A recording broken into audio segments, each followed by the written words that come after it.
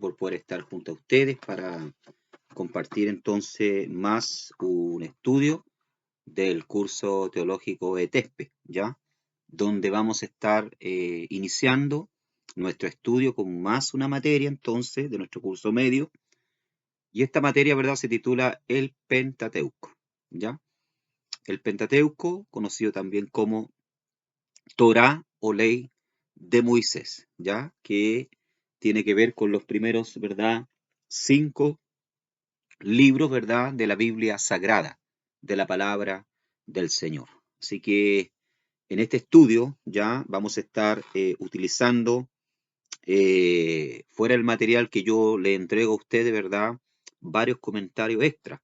Vamos a estar utilizando, ¿verdad?, comentarios talmúdicos, ¿verdad?, judíos también, ya como de Rashi, Radak o Rambam, ya que son comentarios extra, ¿verdad?, bíblicos, pero que, sin embargo, ¿verdad?, a pesar de ser extra bíblicos, también son utilizados ya por el mundo protestante o mundo evangélico, por los teólogos evangélicos.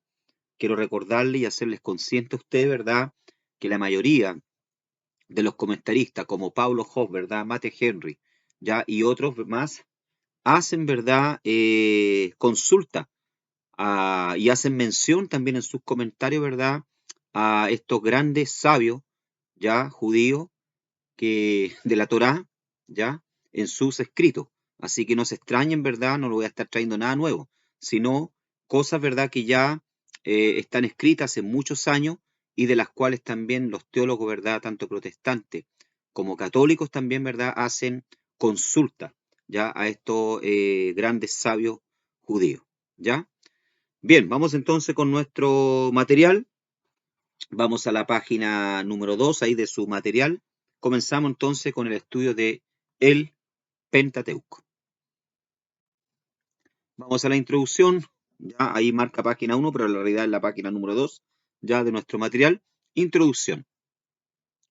Los 5 primeros libros de la Biblia cristiana, de la sección, ¿verdad?, del Antiguo Testamento, se denominan Pentateuco. Palabra, ¿verdad?, que tiene origen griego, Pentateucos, y significa 5 tomos o 5 volúmenes. Por lo tanto, cuando hablamos entonces del Pentateuco, ¿verdad?, estamos hablando de una palabra de origen griego, ¿ya? La palabra penta, ¿ya?, es 5, ¿ya? 5, ¿verdad? Y teuco es libro o tomos, ¿ya? Por lo tanto, cuando hablamos del Pentateuco, estamos hablando, ¿verdad?, de los primeros 5 tomos, volúmenes o libros, ¿ya?, de los libros del Antiguo Testamento. El nombre refleja el nombre judío, ya que corresponde a los 5 libros de la ley. Para los judíos esta parte de la Biblia es llamada de Torá, ¿ya? Entonces, para nosotros los cristianos hoy, ¿verdad?, ya le llamamos de Pentateuco, pero para los judíos, ya, esta se conoce como Torá. Recuerden ustedes que la Biblia hebrea o judía está dividida, ¿verdad?, en 3 partes, que es la Torá, ya, los Tejilim, los escritos, o los Neviim también, ¿verdad?, los profetas, ¿ya? De ahí viene la palabra Tanaj, que es un compuesto de estas 3 palabras. Esto yo lo enseñé en clases ya anteriores, pero lo hago para recordar a ustedes ahora, ¿ya? Por lo tanto, la Torá viene siendo lo que es para nosotros, ¿verdad?, o lo que conocemos, conocemos nosotros, ¿verdad?, en la teología nuestra como Pentateuco.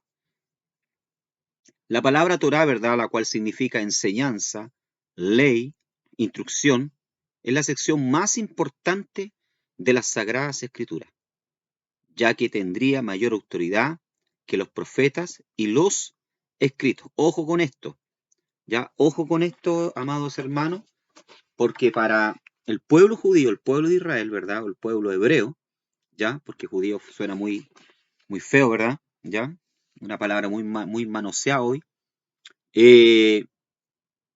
La Torá, ¿verdad?, viene siendo uno de los libros, uno de los volúmenes más importantes ya para el pueblo hebreo. ¿Por qué? Porque ahí está la base de la fe ya hebrea.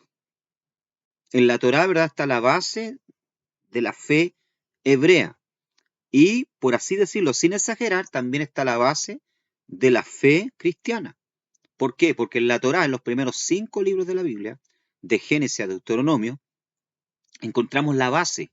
Encontramos, ¿verdad?, la base de las principales doctrinas bíblicas, ¿ya? Que nos muestran quién es Dios, que nos muestran, ¿verdad?, su naturaleza, el trato que Dios tiene con la humanidad, los orígenes, ¿ya?, del universo, los orígenes del hombre. Por lo tanto, la Torá, ¿ya?, es muy importante para el pueblo hebreo y también para nosotros. Incluso para ellos, ¿verdad?, para los hebreos, la Torá es mucho más importante que los Nevi'im, que los profetas y los Tejilim, los escritos, ¿ya? Cuando hablo de los Nevi'im, de los profetas, estoy hablando del libro de Isaías, Jeremías, etc. Y cuando hablo de los Tejilim, estoy hablando del libro de Salmos, los Proverbios, Eclesiastés, etc. ¿Ya? Entonces, la Torá, ¿verdad?, viene siendo más importante que estos libros. ¿Por qué? Porque tanto los Tejilim como los Nevi'im, o sea, los escritos y los profetas, ¿ya?, basan su fe y sus escritos ¿en qué? En la Torá. La Torá es la base. La Torá, ¿verdad?, es lo que recibió Moisés en el Sinaí, la ley. Ya por eso la Torá se le conoce como ley, instrucción. ¿Ya? Por eso que la Torá, ¿verdad?, para ellos es tan sagrada y se han escrito, ¿verdad?, volúmenes y volúmenes y volúmenes y volúmenes acerca de la Torá. ¿Ya? Muchos comentarios, muchos comentarios. También, ¿verdad?, la Torá es llamada de ley de Moisés. ¿Por qué se le llama de ley de Moisés? Porque fue Moisés quien por medio de ángeles, ¿verdad?, recibió la Torá en el Sinaí. Recordemos eso. Vamos a ver algunos textos bíblicos. Primera de Reyes, capítulo 2, versículo número 3. Vamos allá.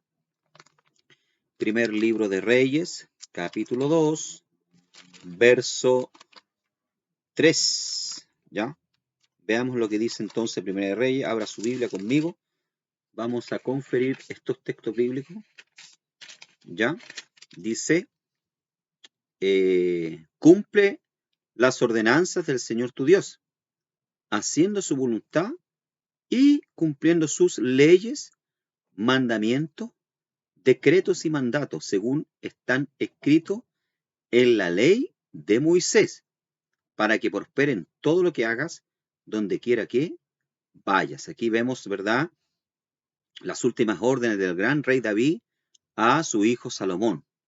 Y le pide, ¿verdad?, que guarde los escritos de Moisés, de la ley de Moisés. Por lo tanto, la Torá también en la escritura, ¿verdad?, es conocida como ley de Moisés, entre los otros nombres, ¿verdad?, que yo he mencionado acá. También es conocida como ley de Jehová, libro de la ley de Moisés, en Josué capítulo 8, verso 31. Vamos a abrir también, vamos a leer también esa referencia bíblica.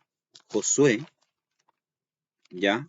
Josué capítulo 8, versículo 31. Veamos lo que dice la palabra de nuestro Padre, nuestro Dios ahí. Ya dice, tal como Moisés, el siervo del Señor, se lo había ordenado a los israelitas, y conforme a lo que está escrito en el libro de la ley de Moisés. ¿Ya? Entonces, la Torá, ¿verdad?, tiene todo, se le designan, ¿verdad?, todos estos nombres. Ley, instrucción, enseñanza, ¿ya? Ley de Moisés, ley de Jehová, libro de la ley de Moisés, libro de la ley de Dios, libro de la ley de Jehová. Cabe señalar que aunque son 5 libros, estos no son unidades independientes entre sí, sino que tienen un hilo conductor que los hace formar parte de una unidad mayor, ¿ya? O sea, están entrelazados. No es que son libros, ¿verdad?, independientes. La Torá, ¿verdad?, sería incompleta sin el libro de Génesis, ¿ya? O sería incompleta sin el libro de Números. No entenderíamos muchas cosas. Quedaría, ¿verdad?, una laguna, ¿ya? Por eso es que ellos son dependientes unos del otro, ¿ya? Propósito. El propósito del Pentateuco, ¿ya?, o de la Torá, es enseñar la historia de la revelación divina, desde el principio, pasando por su entrada y salida de Egipto, y su posesión de la tierra prometida a Abraham, formando así una nación teocrática, ¿ya? Bien, ¿qué dice acá? ¿Qué está diciendo el escritor acá, verdad? Que el propósito entonces de la Torá es enseñar la historia de la revelación divina, cómo Dios se reveló al hombre, cómo Dios se dio a conocer, ¿verdad?, al hombre y en especial a una nación, ¿ya? A una nación especial que en este caso viene siendo, ¿verdad?, Israel, ¿ya? Cómo trató con estos hombres, con los patriarcas, ¿ya? Cómo ellos entraron, ¿verdad?, a Egipto y salieron libres de Egipto, cómo poseyeron la tierra prometida, ¿ya? Que se le había prometido, ¿verdad?, a los patriarcas, Abraham, formando así, dice, una nación teocrática. ¿Qué quiere decir eso? Una nación donde el rey, ¿verdad?, soberano era el propio Dios, ¿ya? Israel, ¿verdad?, en sus inicios tenía un gobierno teocrático, donde el rey, ¿ya?, quien dirigía la nación era el propio Dios. Dios era su rey. Por eso que a Dios, ¿verdad?, y a Samuel también en especial le molestó tanto cuando el pueblo entonces pidió un rey terrenal, ¿ya? Porque ellos querían ser como las otras naciones. Entonces Dios le dice a Samuel, ¿verdad? No te pese, ¿verdad?, el poner un rey delante de ellos porque no te han rechazado a ti, me han rechazado a mí. El pueblo, ¿verdad?, ya no quería más un gobierno teocrático, querían un rey de carne y hueso, ya no que el propio Dios los dirigiese, ya. Fue el peor error que cometieron, ¿verdad? Porque no hay cosa mejor, ¿verdad?, que Dios sea el rey, pues, man, que Él dirija la nación. Hay más garantía, ¿verdad?, de protección, de providencia, etc. Adicionalmente, se podría expresar que existe propósito teológico en el Pentateuco. Este sería demostrar la soberanía de Dios sobre toda su creación y dar énfasis a la responsabilidad del hombre ante el Dios soberano. Claro, lógicamente, ¿verdad? Fuera de tener ¿cuánto se llama? Un propósito, ¿verdad?, histórico, ya también, lógicamente, tiene un propósito teológico. ¿Por qué? Porque el libro el Pentateuco, perdón, o la Torá, los primeros 5 libros de la Biblia, colocan el cimiento, ¿verdad?, de toda la teología cristiana y hebrea, ¿ya? Universal, por decirlo así, ¿ya? Entonces también tiene un propósito, ¿verdad?, teológico, dar a conocer quién es Dios, cómo es Dios, qué piensa Dios, cuál es el trato que Dios tiene con la humanidad. El tema del Pentateuco, ¿verdad?, o de la Torá, el tema del Pentateuco es Dios forma una nación. Se basa en la promesa que Dios hizo a Abraham, ¿ya? Entonces, este viene siendo en forma resumida, ¿verdad?, el tema principal de la Torá, ¿verdad?, o del Pentateuco, los primeros 5 libros, ¿verdad?, de la Biblia. Bien. Seguimos en la página número 2, y fecha, ¿ya? ¿Quién escribió, verdad, el Pentateuco? Dice, probablemente el Pentateuco fue escrito por Moisés en el año 1443 a.C. Ya, esto parecería hasta obvio, ¿verdad?, de que yo dijera, lo escribió Moisés. Pero para los teólogos, ¿verdad?, modernistas, ya de hoy, no es tan obvio. De hecho, hay, ¿verdad?, teólogos modernistas, ¿verdad?, o la alta crítica, ya, teológica, o los teólogos de la alta crítica, ¿verdad?, eh, no concuerdan, ¿verdad?, en que fue Moisés, ya, sino que dicen que se escribió en un periodo posterior, ¿verdad?, en la época de los reyes, ya, el Pentateuco. Y que fueron, ¿verdad?, ¿cuánto se llama? Levitas, ¿verdad?, o escribas que volvieron, ¿verdad?, o que vivieron en la época de los reyes, quienes escribieron ya el Pentateuco. Otros dicen, ¿verdad?, que fueron Cohen o sacerdotes que volvieron del exilio de Babilonia, ¿ya? Junto con Edra, etcétera. Pero lo que sí sabemos, ¿verdad?, que fue Moisés, ¿verdad? Y nosotros creemos que fue Moisés quien escribió el Pentateuco, los primeros 5 primeros volúmenes de la Biblia, ¿ya? Se escribió, ¿verdad?, en el año aproximadamente 1443 antes de Cristo, aproximadamente, ¿ya? Aunque Moisés dice tenía la capacidad, sí, para escribir los textos durante sus 40 años de exilio en Madián, ¿ya? Quizás no tenía ni la motivación humana ni la inspiración divina en esta época para componer esta magistral obra. O sea, aquí deja claro, Moisés tenía y era más que capacitado, porque recuerden ustedes que Moisés, ¿verdad?, el gran Moisés, fue preparado en todo conocimiento y arte de los egipcios. Moisés, ¿verdad? A diferencia de sus coterráneos de la época, que la mayoría eran esclavos analfabetos, Moisés sabía leer, sabía escribir, tenía conocimiento, ¿verdad?, de geografía, de matemática, etcétera, todo tipo de conocimiento. Ya la cultura egipcia, hermano, era una cultura muy avanzada, ya tremendamente avanzada. Entonces Moisés era un hombre más que preparado, pero posiblemente, ¿verdad?, él no escribió durante su exilio en Madián, ya cuando huyó de Egipto, ¿verdad?, y se fue a refugiar a Madián, donde finalmente, ¿verdad?, conoció a Séfora, su esposa, y se casó con ella, y durante 40 años ahí entonces Dios lo preparó, trabajó en la vida de él, ¿verdad?, cuidando ovejas, etcétera. ¿Ya? Posiblemente en estos 40 años que estuvo en Madián, Moisés no escribió nada. Simplemente, ¿verdad?, se dedicó a ser pastor de un rebaño. ¿Ya? Muchos creen que esta obra literaria, ¿verdad?, el Pentateuco o de la Torá, fue redactada durante la peregrinación, ¿ya?, de la nación de Israel y Moisés, ¿verdad?, en el desierto. Los 40 años que estuvieron peregrinando, ¿verdad?, andando por el desierto, ¿ya? Entonces es posible que lo haya escrito durante el periodo en el que el pueblo de Israel vagó por el desierto. Los textos servirían entonces para preparar al pueblo en la conquista de la tierra prometida e instruirles sobre las verdades de Dios. Ya, o sea, aquí hay algo importante, ya. Entonces Moisés escribe ya el Pentateuco, ¿verdad?, o la Torá, durante la peregrinación en el desierto, durante los 40 años, ¿ya? ¿De dónde recopiló todo este material? Recuerden ustedes, ¿verdad?, que en la época muchas de las historias, ¿verdad?, eran transmitidas vía oral. Por lo tanto, ¿verdad?, Moisés no tenía conocimiento de todas las cosas, ¿verdad? Entonces, los mismos ancianos le fueron transmitiendo las tradiciones orales, ¿verdad?, de la historia de la creación, ya, porque lógicamente Moisés no tenía la edad, ¿verdad?, para haber estado en el inicio. No fue contemporáneo de Adán, ¿verdad?, o de Enoc, o de Abraham, ya, sino que nació posteriormente a estos personajes. Por lo tanto, ¿verdad?, todo este conocimiento se transmitía vía oral. Y Moisés se encargó entonces de redactar y de ordenar entonces lo que hoy conocemos, ¿verdad?, como el Pentateuco o eh, la Torá. ¿Ya? Ahora, ¿con qué propósito, verdad, se escribe? ¿Ya? Se redacta todos estos volúmenes, ¿ya? Estos libros, con el propósito, ¿verdad?, de instruir al pueblo en las verdades de Dios, para que el pueblo conociese a Dios, ¿verdad?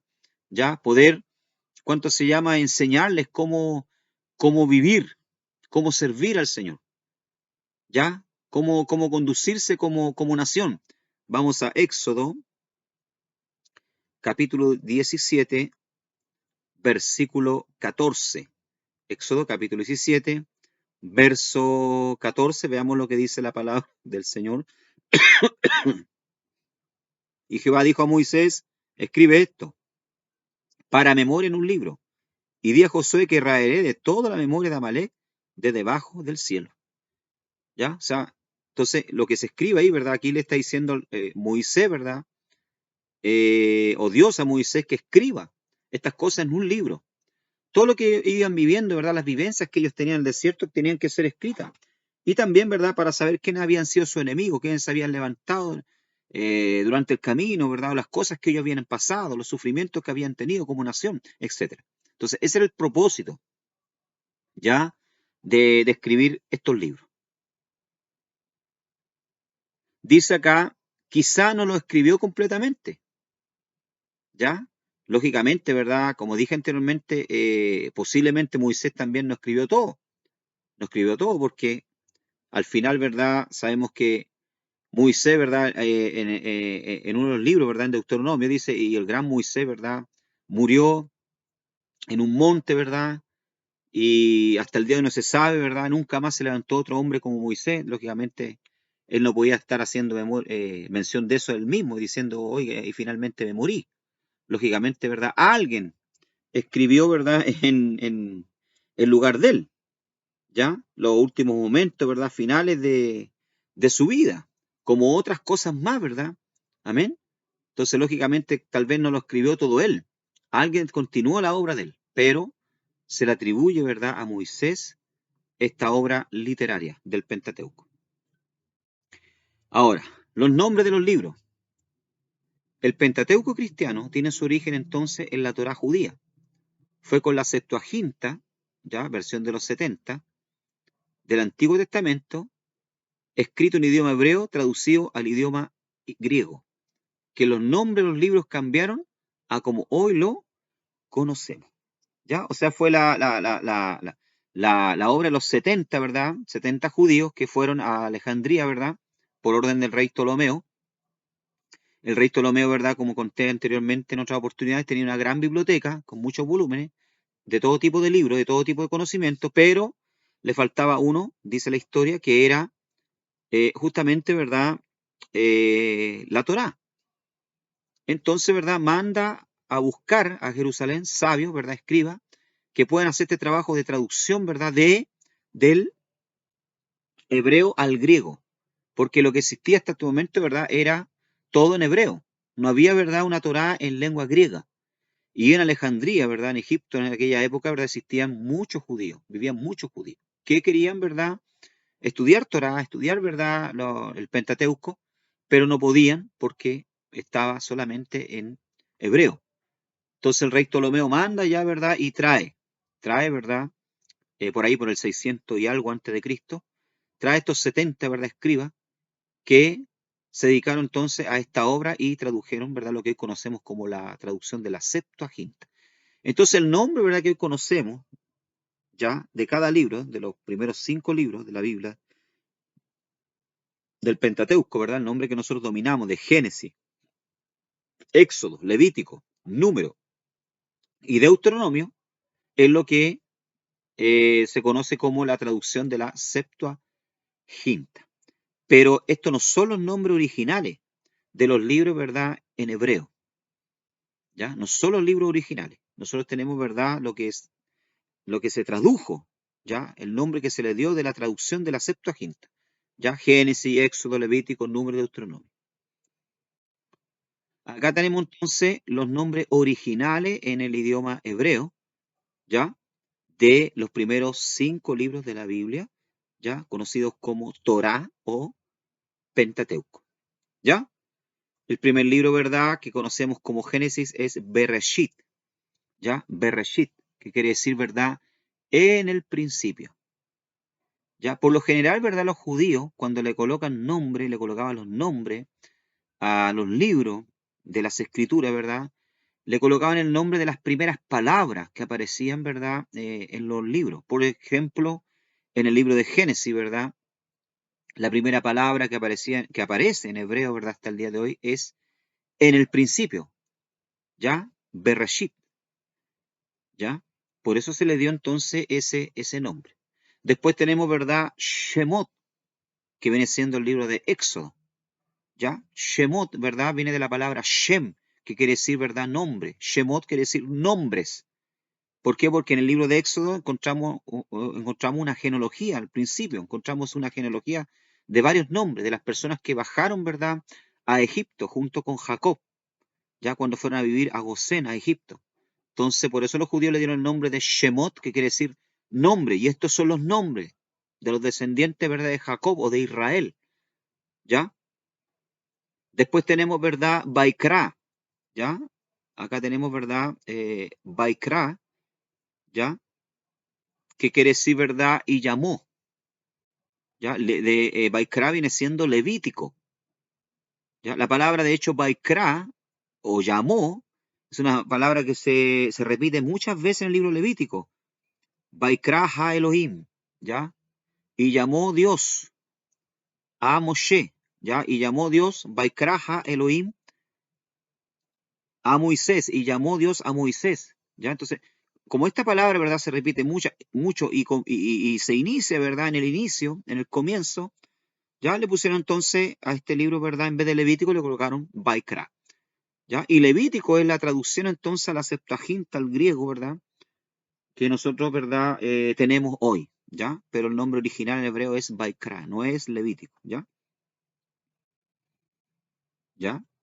Eh, Después tenemos Bamidbar, que quiere decir, ¿verdad? O Bemidbar, en el desierto, ¿ya? que es la quinta palabra que aparece, ¿verdad?, en el libro de Números, ¿ya? La Septuaginta, ¿verdad?, le dio el nombre de Números por causa del censo, ¿verdad?, que Moisés hizo de los hijos de Israel, de los que estaban preparados, ¿verdad?, para servir en el sacerdocio o en la guerra, ¿ya? Pero el verdadero nombre en hebreo, ¿verdad?, es Bemidbar, en el desierto, que es la palabra que yo encuentro que le hace más justicia al libro. ¿Por qué? Porque el libro, ¿verdad?, relata los 40 años que ellos pasaron en el desierto, ¿ya? Y por último tenemos el último libro de la Torá o de la Septuaginta, que es Hadebarim, ¿ya? O las palabras. Dabar viene de la palabra, o Devarim viene de la palabra Dabar, de la raíz Dabar, ¿verdad? Que quiere decir palabra. Hadebarim, las palabras, que es la segunda palabra que aparece en el libro de Deuteronomio. Usted lo puede buscarlo, ¿ya? Entonces, vuelvo a repetir lo que dije en un inicio. Los judíos le daban el nombre a cada libro, ¿verdad?, de las primeras palabras que aparecían en la escritura sagrada. Por lo tanto, Bereshit, Shemot, Baikra, Bemidbar, Hadebarim, ya son todas palabras que aparecen en los inicios de cada libro, de lo que nosotros conocemos como Génesis, Éxodo, Levítico, Números, Deuteronomio. ¿Ya? Esto es importantísimo, esto todo pastor, ¿ya?, y pseudo predicador o llamado predicador, ¿verdad?, debería conocerlo. Vuelvo a repetir, todo pastor que se dice ser un estudioso, un gran estudioso, ¿verdad?, de la escritura, debería por lo menos tener un conocimiento básico de lo que es, ¿verdad?, el hebreo, ¿ya? Entonces, por eso les digo yo, ¿verdad?, que es importante, ¿verdad?, que nosotros prestemos atención a esto. ¿Ya?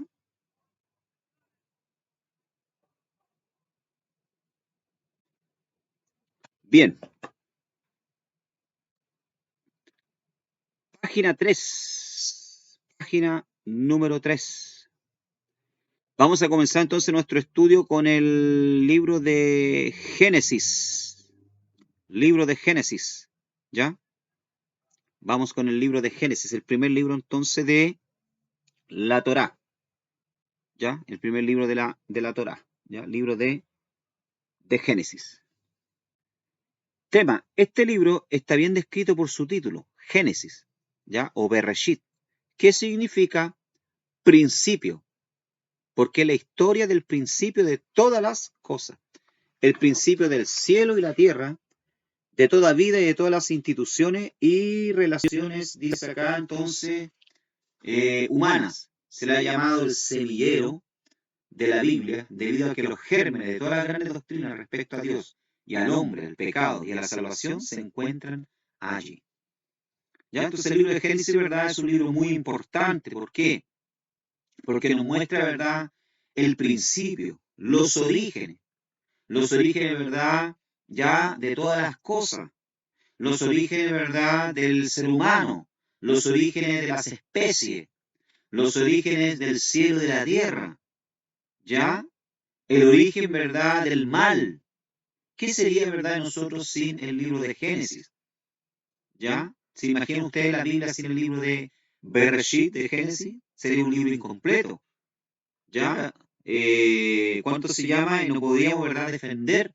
Tendríamos que rendirnos delante, ¿verdad?, de la teoría de la evolución. Tendríamos que aceptar, ¿verdad?, la teoría del Big Bang, porque ¿cómo probaríamos? ¿En qué nos afirmaríamos? ¿En qué nos respaldaríamos para decir, verdad, que fue Dios quien creó todas las cosas? Por lo tanto, el libro de Génesis es un libro importantísimo. El primer versículo sugiere el propósito del libro. En el principio creó Dios los cielos y la tierra, dice. Los israelitas, a quienes se dirigió en primer lugar el mensaje del libro, aprenderían que el Dios de Palestina era también el Dios de todos los países y que el Dios de una nación, Israel, era también el Dios de todas las naciones. Ya, a través, ¿verdad?, de este libro, los israelitas, ¿verdad?, aprendieron, ya que Dios no es solamente el Dios de Israel, sino que también, ¿verdad?, es el Dios de todas las naciones, pero que tiene y tenía, ¿verdad?, un plan especial con Israel.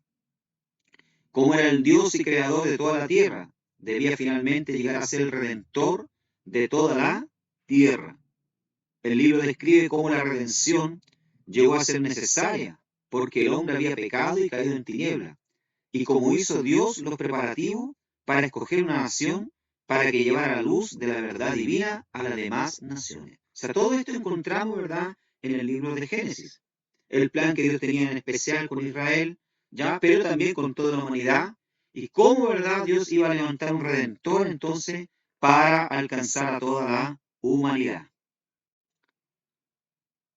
Autor, dijimos, ¿verdad?, del libro de Génesis, o Bereshit, ¿verdad?, es el propio Moisés. Época desde la creación hasta la muerte de José, ¿ya?, abarcando un periodo de 2315 años, desde aproximadamente 4004 a.C. hasta el 1689. Eso es lo que se demoró más o menos aproximadamente, ¿verdad?, en escribirse este libro. Como dije anteriormente, el autor es Moisés, pero hubo muchas cosas que él no escribió. Ya fueron otros que se levantaron posteriormente también que escribieron. Como por ejemplo, ¿verdad?, que Moisés murió. Él no podía haber escrito eso, ¿verdad? Muchas de las cosas que Moisés recopiló, ¿ya? Fueron cosas, ¿verdad?, que se transmitieron vía oral, ¿ya? Y después fueron escritas. Acá tenemos, ¿verdad?, un bosquejo entonces del libro de Génesis que sería importante que ustedes se lo memorizaran, ¿ya? Lo aprendieran de memoria porque les va a permitir, ¿verdad?, ubicarse mejor, ¿ya? E incluso yo recomiendo que para esta clase, ¿verdad?, ustedes lean el libro de Génesis. En una semana ustedes pueden leerlo. El contenido de Génesis gira alrededor de 9 hechos importantes. Primero, la creación, capítulo 1 y 2. Ya en el capítulo 1 y en el capítulo 2, ¿verdad?, encontramos lo que es creación. En el capítulo 3, ¿verdad?, encontramos lo que es la caída, ya en el pecado. En el capítulo 4 encontramos la primera civilización, ¿ya? Del capítulo 5 al 9 encontramos el relato del diluvio. Perdón. Del capítulo 10 y 11, la dispersión de las naciones. Capítulo 12 al 25, ¿verdad?, la historia del patriarca Abraham. Del capítulo 17 al 35, la historia del patriarca Isaac. Y del capítulo 25 al 35, la historia del patriarca Jacob. Y finalmente el capítulo 36 al 50, la historia del gran José y cómo Israel entonces entra a Egipto. ¿Ya? Analizaremos los capítulos que abarcan cada punto del bosquejo, y al hacerlo podremos grabar en nuestra mente los hechos más sobresalientes del libro de Génesis. Lógicamente, ¿verdad?, yo no voy a abarcar, ¿ya?, todos los comentarios, ¿verdad?, de todos los capítulos, porque si no estaríamos acá, ¿verdad?, yo creo que unos 2 meses, ¿ya?, hablando. Sino que voy a hacer hincapié, ¿verdad?, y alusión a algunas cosas que yo encuentro importantes que ustedes las sepan, ¿ya?, como alumno. Va a quedar en sus manos, ¿verdad?, estudiar más a profundidad y leer el libro completo y tratar de aprenderse, ¿verdad?, el bosquejo que yo presenté anteriormente. Bien, vamos con la creación, capítulo 1 y 2. Vamos a ver hasta dónde llegamos hoy, en esta primera clase, ¿ya? La figura de Dios domina el primer capítulo de la Biblia, dice. Su nombre se encuentra 35 veces en los 34 versículos, dice. ¿Ya? O sea, el nombre, ¿verdad?, Dios, o su derivado, ¿verdad?, en hebreo, Elohim, dice acá, aparece ya 35 veces. O sea, Dios, ¿verdad?, es el centro de todo. ¿Ya? Es el centro de todo, ¿verdad?, en los primeros capítulos, y es el personaje principal. Ya toda película, ¿verdad?, toda novela tiene un personaje principal, y en este caso, ¿verdad?, en el libro de Génesis es Dios, ya en los primeros capítulos, aunque vemos su influencia en todos los libros de la Biblia, ¿ya? Pero en los primeros versículos, ¿verdad?, su nombre se encuentra 35 veces. El término traducido Dios es Elohim, ¿ya? En hebreo, ¿verdad?, en su forma plural. Ya la palabra Dios, ¿verdad?, o Elohim, ¿verdad?, es una palabra plural, y esto es muy importante que ustedes lo sepan. Ya acá al lado yo puse, ¿verdad?, ustedes encuentran en hebreo acá, ¿verdad?, la palabra Elohim, que quiere decir, ¿verdad?, dioses.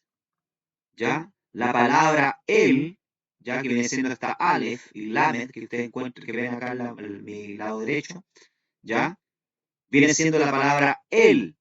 Y la palabra El, ¿verdad?, en hebreo es se utiliza, ¿verdad?, para referirse a Dios. Cuando se refiere a Él, ¿verdad?, se está refiriendo a Dios. Ahora, cuando agregamos acá, ¿verdad?, una Hei, ¿verdad?, una Yod y una Mem, final, ¿verdad?, estamos hablando de más de un Dios, estamos hablando, ¿verdad?, de dioses. Por lo tanto, la palabra Elohim, ¿verdad?, es una palabra plural, la cual nos habla de más de una persona. Por eso que nosotros creemos, ¿verdad?, en la Trinidad, creemos que Dios es un Dios trino.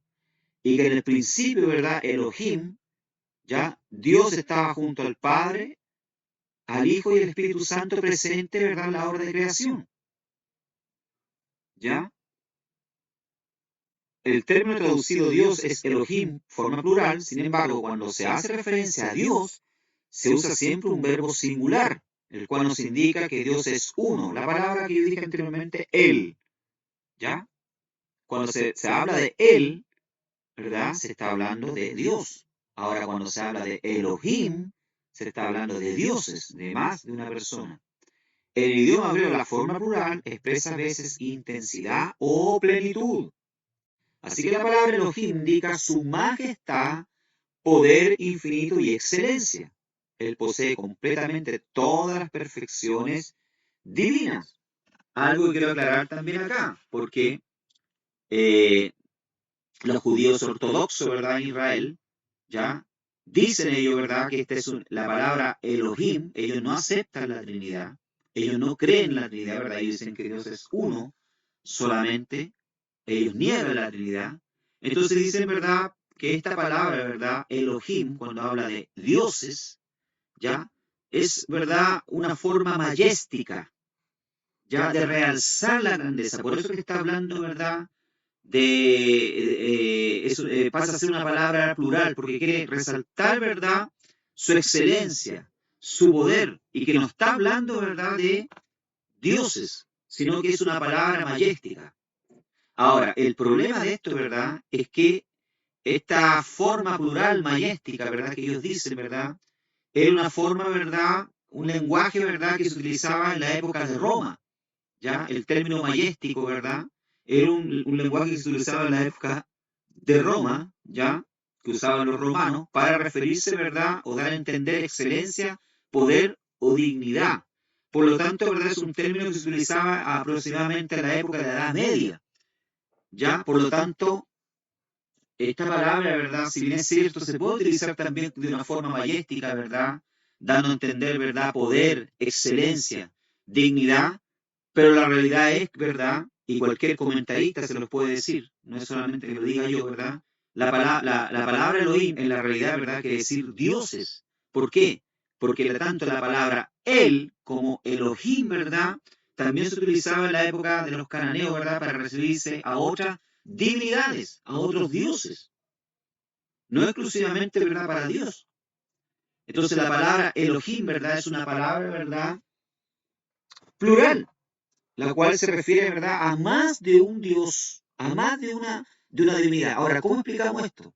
Lógicamente, nosotros que creemos en la Trinidad, ¿verdad?, sabemos que ahí está hablando, ¿verdad?, de Dios Padre, Dios Hijo y Dios Espíritu Santo. Aquí nosotros vemos, ¿verdad?, la Trinidad en sus orígenes, en el primer versículo de la Biblia.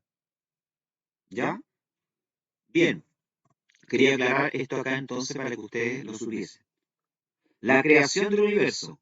Génesis capítulo 1, verso 1 al 25. Es posible que Génesis 1:1 afirme que Dios creó la materia en un acto.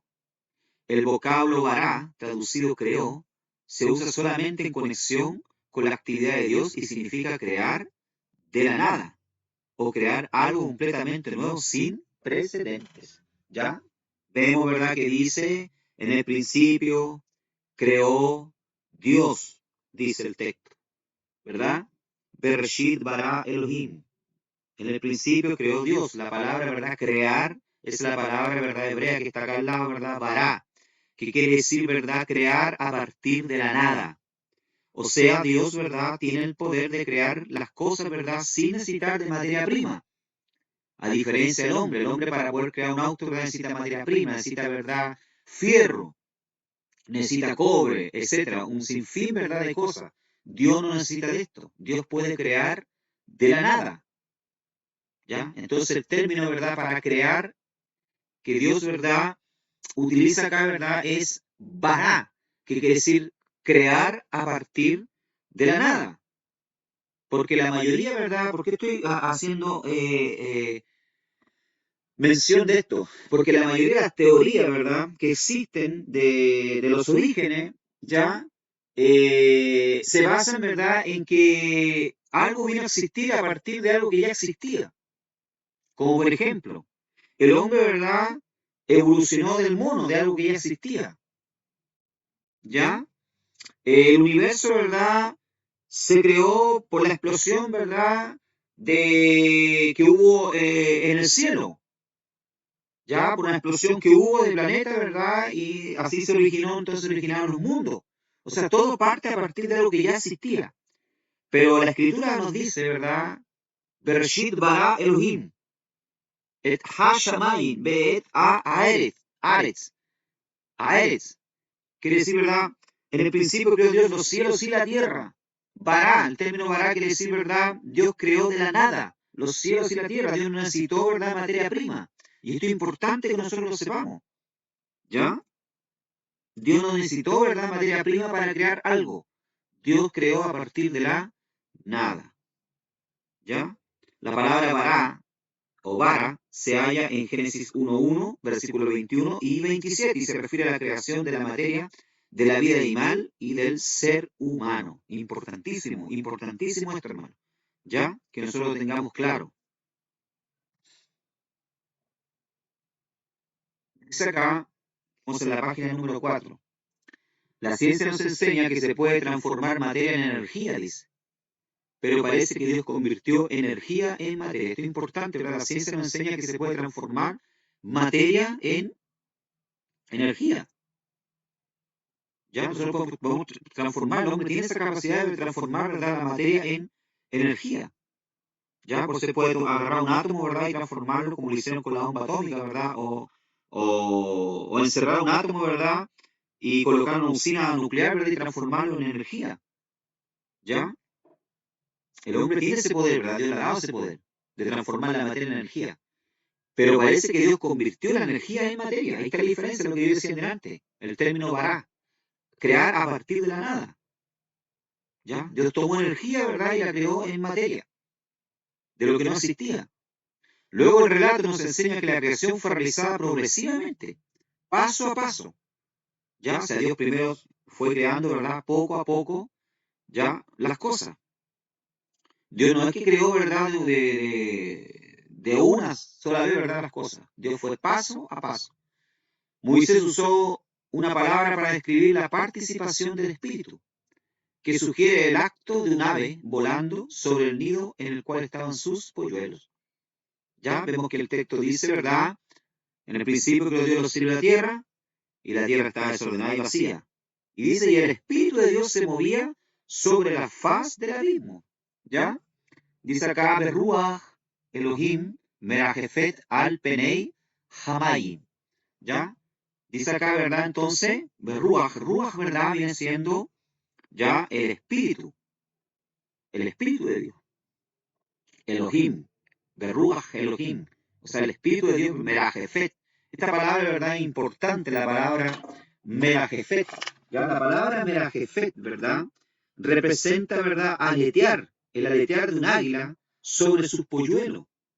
A medida, ¿verdad?, que Dios iba dando vida, entonces el Espíritu iba aleteando sobre las aguas. Iba, ¿verdad?, colocando orden.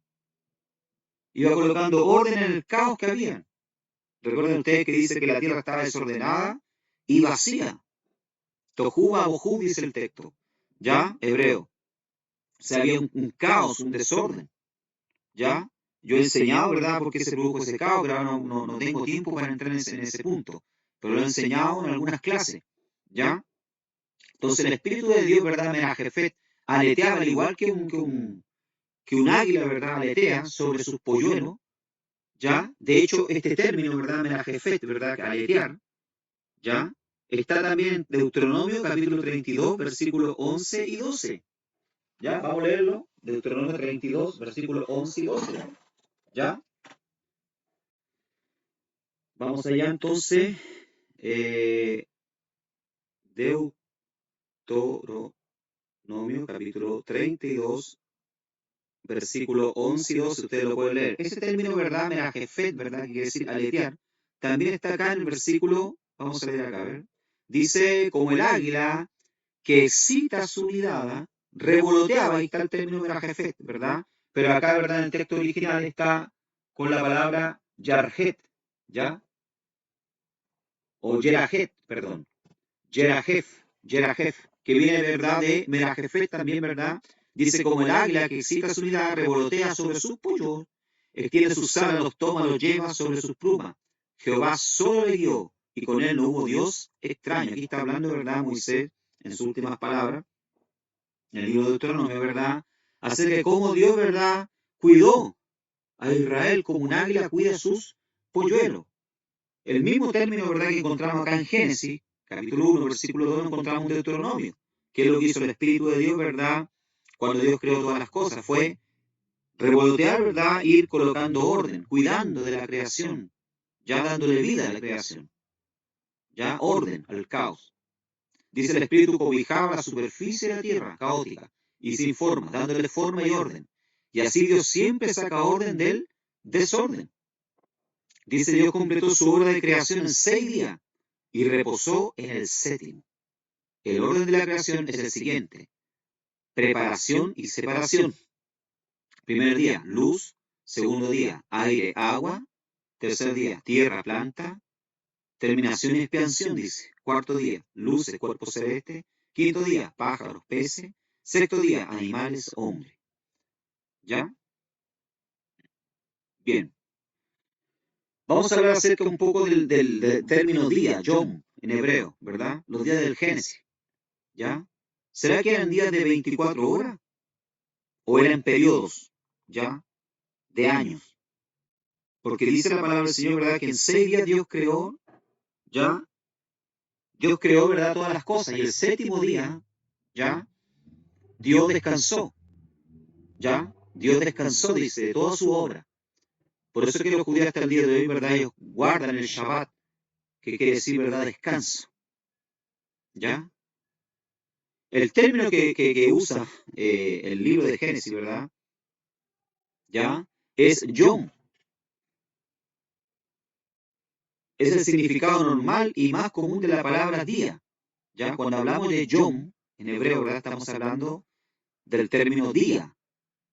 O sea, quiere decir, ¿verdad?, que Dios creó en 6 días, ¿verdad?, o 6 Yom, todas las cosas.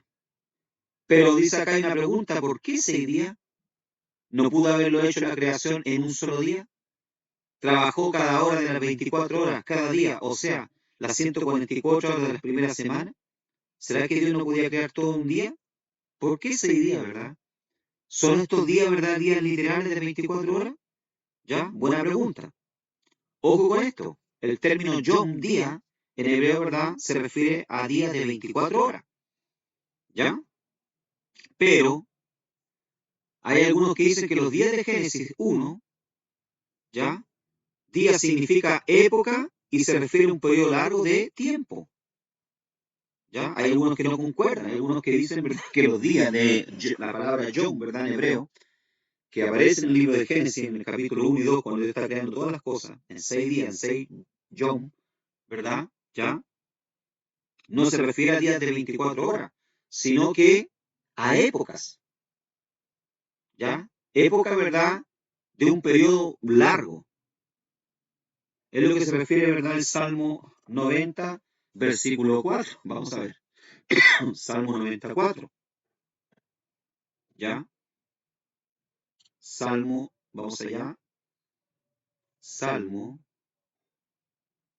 capítulo 90, versículo, Salmo 90, versículo número 4. Dice el salmista, porque 1000 años delante de tus ojos son como el día de ayer que pasó, y como una de las vigilias de la noche. Ya, o sea, el salmista está acá diciendo, ¿verdad?, que 1000 años para Dios son como el día de ayer que pasó. O sea, el término, ¿verdad?, día acá también, yom, ¿verdad?, puede referirse también a un periodo largo de tiempo. O sea, puede querer decir, ¿verdad?, que no fueron días de 24 horas, sino que fue un periodo largo. que Dios se demoró entonces, ¿verdad? Cada día, los 6 días de la creación, ¿verdad? Fueron periodos largos de tiempo que Dios usó, ¿verdad? Para poder crear todas las cosas. Ahora veamos segunda de Pedro, ¿ya? Segunda de Pedro, vamos allá, segunda de Pedro, capítulo número 3. Vamos a ver el versículo número 8. ¿Qué dice acá? Verso 8. Mas, oh amados, no ignoréis esto, que para con el Señor un día es como 1000 años, y 1000 años como un día. Por lo tanto, ¿verdad? Los días del Génesis, ¿verdad? En que Dios se demoró en crear los 6 días, ¿ya? Pueden ser épocas o periodos largos de tiempo. Dios no tiene ninguna, ¿verdad? Prisa, ¿ya? Pero tenemos un problema, los días de Génesis capítulo 1. Pero ¿qué hacemos con la frase, y fue la tarde y la mañana el día? ¿Ya? Fue la tarde y la mañana el día, dice. Cada vez que Dios terminaba, ¿verdad? De crear un día, Yom, de crear algo, ¿verdad? Decía, y fue la tarde y la mañana. ¿Ya? ¿Qué hacemos con eso? Porque cuando hablamos, ¿verdad? De la tarde y hablamos de la mañana, ¿estamos hablando de qué? Estamos hablando, ¿verdad? De un día literal de 24 horas, porque un día 24 literal de 24 horas, ¿verdad? Tiene tarde, o sea, perdón, tiene mañana y tarde. ¿Ya? Entonces, algunos dicen, ¿verdad?, que la creación en Génesis no es cronológica ni científica, es teológica. O sea, el enfoque del autor, en este caso Moisés, ¿verdad?, es combatir los mitos de la creación y del diluvio de su día. O sea, el escritor, ¿verdad?, de Génesis, cuando escribe, ¿verdad?, que Dios creó, ¿verdad?, el mundo en 6 días, y usa el término John, ¿verdad?, no se está refiriendo ni a periodos largos ni a periodos de 24 horas. ¿Por qué?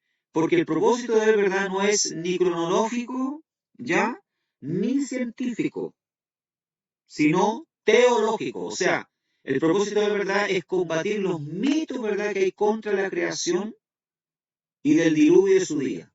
¿Ya? O sea, el escritor de Génesis, ¿verdad?, no está preocupado, ¿verdad?, con dar a conocer, ¿verdad?, hechos, ¿verdad?, cronológicos, ¿verdad?, que tengan que ver con horas, con meses, con días, ni tampoco, ¿verdad?, científico, con época, ¿verdad?, sino, ¿verdad?, que su objetivo, ¿verdad?, es puramente teológico, hablar de Dios, ¿verdad?, y de que Dios es el creador. Ya, lo demás, si es día, si es año, eso ya es problema, ¿verdad?, para los científicos o para los que están preocupados con la hora. Pero si ustedes me preguntan a mí, yo, Pastor Alejandro, ¿qué pienso? ¿Ya? ¿Qué opino? Yo pienso lo que significa, me quedo con lo que dice, que significa, ¿verdad?, la palabra Yom en hebreo. Y la palabra Yom en hebreo es día de 24 horas. Porque si no, no hablaría y fue la tarde y la mañana. Para mí, ¿verdad?, los días, ¿verdad?, de la creación fueron días de 24 horas. ¿Ya? ¿Y cuál es el problema? No hay ningún problema, no existe problema. ¿Por qué? Porque Dios es Dios. Y Dios puede crear algo en un segundo, en un minuto, ¿verdad?, o en una hora. O sea, Dios no tiene, ¿verdad?, ese inconveniente. Dios no tiene, ¿verdad?, ese problema. Entonces, por si ustedes me preguntan a mí, para mí son días de 24 horas. Amén. Eso es lo que yo pienso, lo que yo opino, ¿ya? Y lo que también, ¿verdad?, muchos comentaristas, ¿verdad?, teólogos, ¿verdad?, creen, ¿ya? Pero si alguien quiere creer, ¿verdad?, que los días de Génesis, ¿verdad?, la palabra Yom se refiere a épocas y periodos largos de tiempo, amén, también no está pecando. Pero para mí, ¿verdad?, Dios no tiene ese problema, esa dificultad, ¿ya? Bien. Ahí ya encerrando entonces, página 5. Los actos creativos de los 6 días de la creación están presentados como una dualidad en oposición, dice. ¿Ya? ¿Cómo así una dualidad en oposición? O sea, la creación, ¿verdad?, es una creación, hermano, para que ustedes entiendan, dual. Siempre a las dos, ¿verdad?, pero en oposición. Por ejemplo, ¿ya? Por ejemplo, Dios, ¿verdad?, creó una luna y un sol. En todo, ¿verdad? Dios fue creando, todas las cosas que Dios creó, las creó de a dos. Ya encontramos, ¿verdad? Un sol y una luna, dice macho y hembra, pero siempre en oposición, ¿se da cuenta? Luna representa oscuridad, ¿verdad? Noche, sol representa día, luz.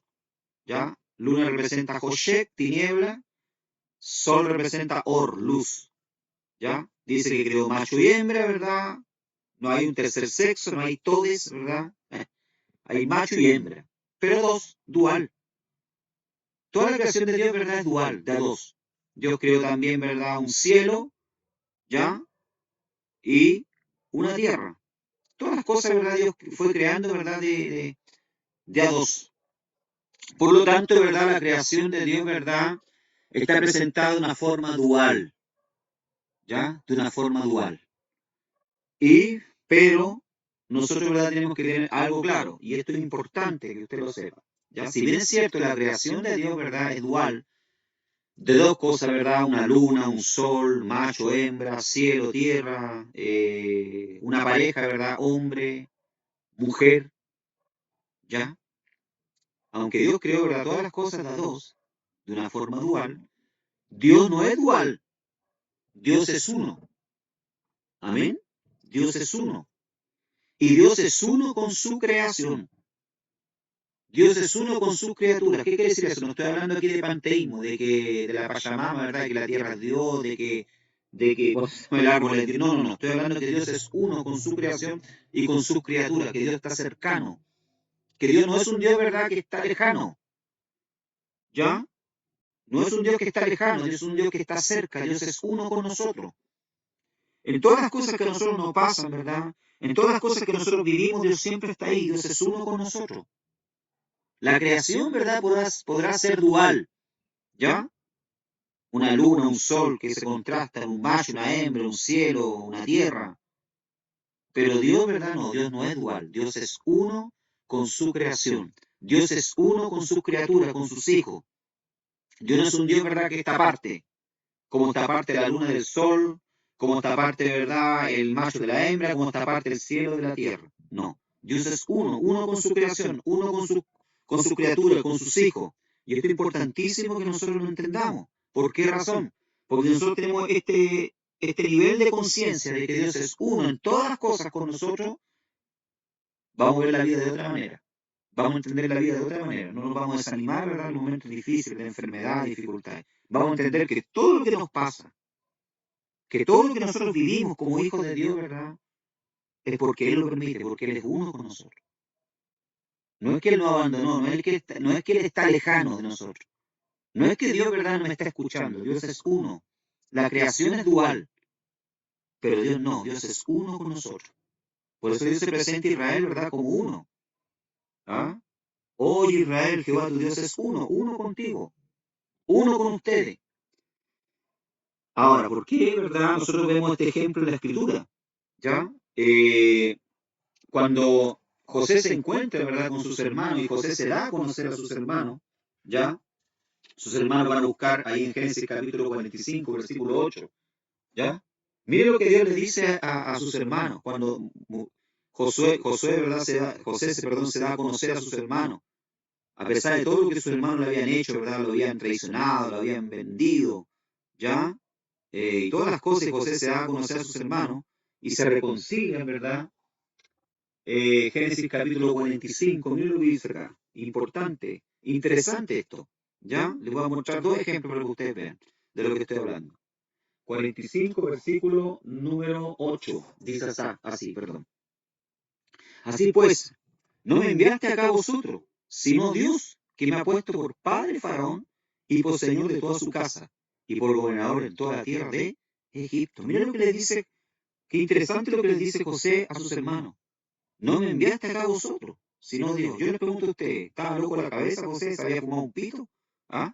¿Quiénes vendieron a los madianitas de verdad, José, para que lo llevaran a Egipto? Fueron sus hermanos. ¿Quiénes lo aborrecían? Fueron sus hermanos. Pero miren lo que dice aquí José. Así pues no me enviaste acá a vosotros, sino Dios. O sea, miren lo que está diciendo José. Fue Dios que permitió. Fue Dios que preparó todo. ¿Por qué José decía esto? Porque José entendía que Dios es uno, era uno con él, y que todas las cosas que a él le pasaban, todas las cosas que a él le sucedían, era Dios, ¿verdad?, en su vida, era que Dios las permitía, tanto las cosas buenas como las cosas malas. ¿Ah? Veamos otro ejemplo. Segunda de Samuel, capítulo 16. Segunda de Samuel, capítulo 16, para ir terminando ya. Segunda de Samuel, capítulo 16. Vamos a leer el versículo número 10. Versículo número 10. Dice así la palabra del Señor. Y el rey respondió: ¿qué tengo yo con vosotros, hijos de Sarvia? Si él así maldice, es porque Jehová le ha dicho que maldiga a David. ¿Quién pues le dirá por qué lo haces así? Mira lo que dice David. Aquí vemos, ¿verdad?, cuando David, ¿verdad?, huye, su hijo Absalón toma el poder y comienza a huir, ¿verdad? Y un hombre llamado, ¿verdad? Eh, un hombre, ¿verdad? Dice acá el texto que un hombre de la casa de Saúl, el cual se llamaba Simei, dice que comenzó a maldecirlo, a maldecir al rey, ¿ya? Y había un hombre, ¿verdad?, que tenía celo, ¿verdad?, por la honra del rey, ya, porque en la época maldecir a una persona, ¿verdad?, era algo muy, muy grave, ¿ya? Había, ¿verdad?, un hombre llamado Abisai, ¿verdad?, hijo de Sarvia, que quería defender a David, y le dijo: ¿por qué no me deja y yo le corto la cabeza? Pero David, ¿verdad?, lo queda mirando y le dice: ¿qué tengo con vosotros, hijos de Sarvia? Si él maldice así es porque Jehová le ha dicho que maldiga. Miren, mire el conocimiento, ¿verdad? Mire cómo pensaba David. Si este hombre me está maldiciendo es porque Dios se lo dijo. ¿Quién sabe, verdad? Dios va a tener misericordia de mí. O sea, David no reacciona contra este hombre. Podría haber dicho a Simei, ¿verdad? Anda allá y corte la cabeza. Pero no lo hizo así. ¿Por qué? Porque entendía, ¿verdad?, que David entendía que todo lo que a él le pasaba, fuese bueno, bendición o maldición, todo, ¿verdad?, era por la permisión de Dios. Eso cuando nosotros, ¿verdad?, entendemos, ¿verdad?, que la creación puede ser dual. La creación, ¿verdad?, puede estar separada por contradicciones, por cosas, pero Dios no, Dios es uno con nosotros. Dios es uno con nosotros, es uno con sus hijos. Y todo lo que nos pasa, sea bueno, sea malo, es por la permisión de Dios. Amén. Para ir terminando acá entonces ya, en el versículo 20, Hashem, ya que hay un comentario, ¿verdad?, judío, ¿verdad? Hashem, la palabra Hashem, quiere decir el nombre, que es el título que se le da a Dios, ¿verdad? Porque los judíos no mencionan el nombre de Dios. Yo dije al principio, ¿verdad?, que iba a usar mucho comentario, ¿verdad?, del Talmud, ¿verdad?, judío, o del Humash, ¿verdad?, que son comentarios judíos. Dice Hashem, el nombre, o Dios, concedió a los peces una bendición especial, dice, pues el hombre lo requiere para alimentarse. Siendo así también a los animales debió haber bendecido, porque también ellos constituyen una fuente de alimentación para aquel. No obstante, siendo que también la víbora entra en la categoría animal, Hashem, o Dios, ¿verdad?, se abstuvo de bendecirlo, pues en el relato del fruto prohibido, aquella recibiría una maldición. Bueno, aquí se refiere prácticamente, ¿verdad?, que Dios también, ¿verdad?, bendijo. Cada vez que, ¿verdad?, creaba algo, dice la palabra del Señor que Dios bendecía la creación. Bendijo, ¿verdad?, los peces del mar, bendijo a las criaturas, pero en este caso, ¿verdad?, se abstuvo de bendecir a la serpiente, ¿ya? Porque la serpiente, ¿verdad?, debe ser el instrumento que Satanás más adelante iba a usar, ¿verdad?, para tentar al hombre, ¿ya? Y por último acá, ¿verdad?, tenemos en el verso 26 al hombre, ¿ya? Dios creó, ¿verdad?, a Adán, ¿ya? La palabra, ¿verdad?, Adam en hebreo, la voz Adam está compuesta de la letra Aleph y la palabra Adam, que quiere decir sangre. La letra Aleph es la primera letra del alfabeto hebreo y como tal representa al uno por excelencia. Ya, o sea, la palabra Aleph, ¿verdad?, que es la primera letra del alfabeto hebreo, ¿verdad?, numéricamente, ¿verdad?, vale 1. Ya, no estoy hablando aquí de numerología, no, hermano. Vale 1, ¿verdad? Entonces, quiere decir, ¿verdad?, que Adán, ¿verdad?, es el primer hombre. La primera, ¿verdad?, corona de la creación de Dios. Y la palabra, ¿verdad?, Adán, ¿ya?, viene de la palabra, ¿verdad?, dam, que quiere decir sangre. Y de la palabra también Adamá, que quiere decir tierra. ¿Ya? y de la palabra también, ¿verdad? Edom, que quiere decir rojo. ¿Ya? O sea, el hombre, ¿verdad? Es tierra, sangre. El hombre, ¿verdad? Es un ser tanto terrenal como espiritual. Esto es importante que nosotros lo entendamos.